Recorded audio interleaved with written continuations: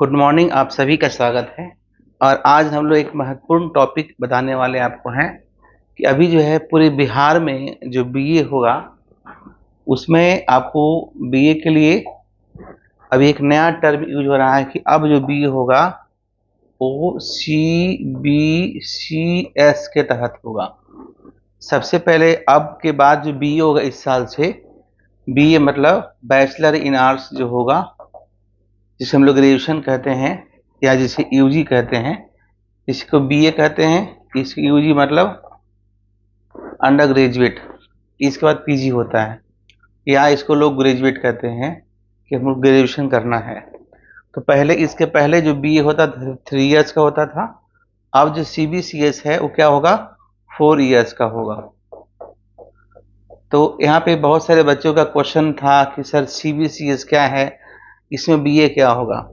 जैसे देखिए, पहले जो ओल्ड हमारा सिलेबस था उसमें क्या होता था कि हर साल एग्जामिनेशन होता था। डेट मीन्स कि 1+1+1 इक्वल टू 3 ईयर एग्जाम होता था। अब क्या होगा, 6+6 इक्वल टू 1, फिर 6+6 equal to 1, 6+6 equal to 1, 6+6 equal to 1। यानी टोटल जो हो गया आपका कितना हो गया, टोटल हो गया 4 ईयर का एग्जाम होगा अब बीए का। अगर इसमें अच्छा स्कोर करते हैं डायरेक्ट आप पीएचडी में एडमिशन ले सकते हैं। नहीं अच्छा स्कोर करते हैं तो 1 साल का आपको पीजी करना होगा, यानी कि बीए के बाद 1 साल का पीजी करना होगा और इस डिग्री का पूरी दुनिया में मान्य होगा। क्लियर। उसके बाद देखिए कि सर इस 6 मंथ में एग्जाम कैसे होगा। पहले 1 साल में एग्जाम 100 नंबर का होता था जो आपको एग्जामिनेशन हॉल में देना होता था। अब जो एग्जामिनेशन होगा वो क्या होगा, फिर से समझिए। अब 6 मंथ में एग्जाम होगा। 6 मंथ में जो एग्जाम होगा, मान लिया कोई पेपर है, इकोनॉमिक्स का कोई पेपर है, मान लिया माइक्रो इकोनॉमिक्स का एग्जाम होगा। माइक्रो इकोनॉमिक्स सेमेस्टर 1 में माइक्रो इकोनॉमिक्स और मैथमेटिक्स फॉर इकोनॉमिक्स पढ़ना है तो 100 मार्क्स का एग्जामिनेशन होगा। तो 100 मार्क्स का जो एग्जाम होगा उसमें एक्सपेक्टेड कुछ चेंज रहती है, लेकिन समांतर पर 70 नंबर का एग्जाम होगा। जो आप एग्जाम हॉल में देते हैं वो 70 मार्क्स का होगा। और 30 नंबर का जो होगा वो क्या होगा, इंटरनल एग्जाम होगा। ये 6 मंथ पर। अब ये 30 नंबर का जो एग्जाम होगा उसमें क्या क्या होगा तो बता दूं। देखिए 6 मंथ में, यानी जो 6 मंथ है ना, 6 मंथ में जो आप कॉलेज या यूनिवर्सिटी में एडमिशन लेते हैं जहां पढ़िएगा तो 2 CIA होगा, 2 CIA होगा। CIA का मतलब क्या होता है, CIA का मतलब होता है continuous internal assessment. Continuous internal assessment 2 बार होगा, यानी कि एक बार में एग्जामिनेशन जो होगा ना 7.5 नंबर का और प्लस 7.5 नंबर का, मान लिया कितना हो गया, ये 15 मार्क्स का एग्जाम हो गया, जिसमें से आपका जो है समान तरह से 3 तरह के क्वेश्चन पूछे जाते हैं। जैसे 0.5 यानी हाफ नंबर का 4 है तो 2 नंबर हो गया। अगर 1.5 नंबर का 1 है, 1 × 1 है तो 1.5 हो गया। 3.5 नंबर कितना हो गया, 3.5 नंबर हो गया। और 4 × 1 तो 4 यानी कि 7.5 है। कहीं कहीं इसमें आपका 3 नंबर का, कहीं कहीं 3 नंबर का, 2.5 नंबर का देता है, लेकिन ये 3 तरह का क्वेश्चन समानता हो, यानी इसमें ऑब्जेक्टिव क्वेश्चन भी होगा, शॉर्ट क्वेश्चन भी होगा और लॉन्ग क्वेश्चन भी होगा। इस तरह से आपका एग्जामिनेशन होता है।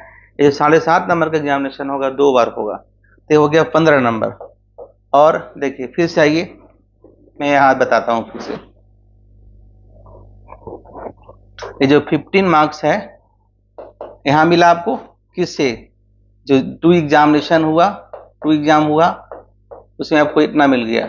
अब क्या करना है, अब इसमें 5 नंबर मिलेगा, प्लस 5 नंबर मिलेगा और प्लस 5 नंबर मिलेगा। तो 5 नंबर में क्या करना है, देखिए 5 नंबर में अगर आपको एक असाइनमेंट दिया जाता है जिसको घर से बना कर लाना होता है। 5 नंबर में क्या है कि रेगुलर जो क्लास वगैरह आते हैं उसमें आपका 5 नंबर मिलता है, एक टीचर पे डिपेंड करता है।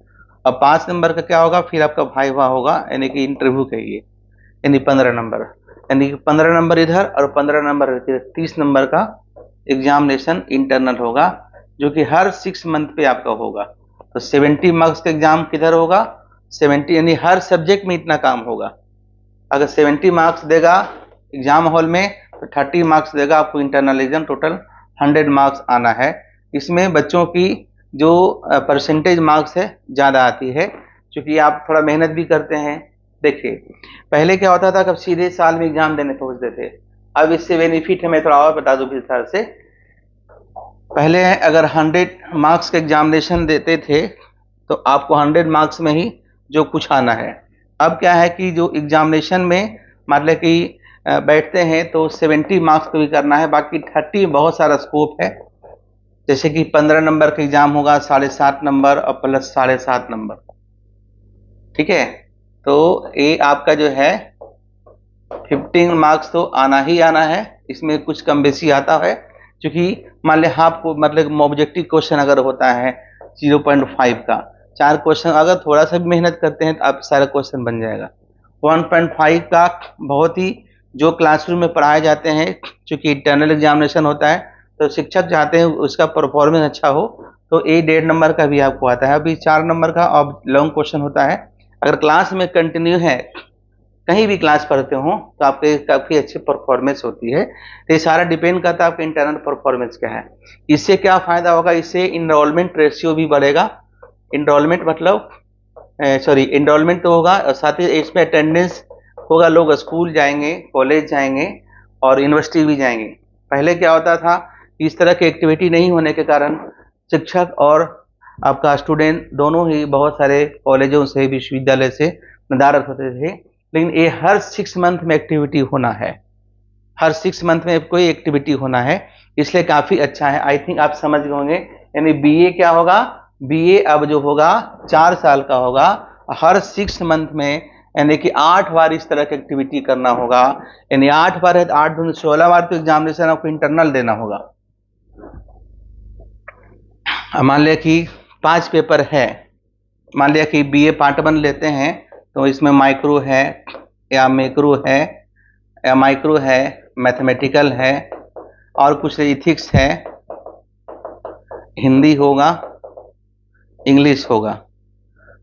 यानी कि 6 मंथ में आपको जो है हर 6 मंथ में ये आपको 5 असाइनमेंट बनाना होगा, 5-5 नंबर के लिए। 5 टीचर के सामने आपको इंटरव्यू देना होगा।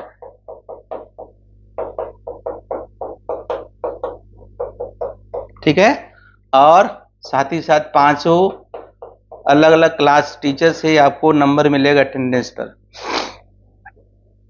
और जितना पेपर है सभी में आपको 7.5 प्लस 7.5 प्लस 7.5